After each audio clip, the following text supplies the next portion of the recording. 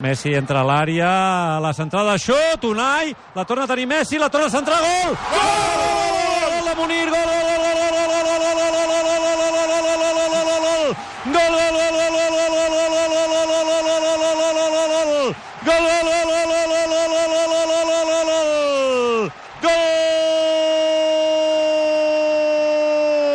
del Barça, gol de Munir, gol del Barça, gol de Munir, gol del Barça, gol de Munir, Munir.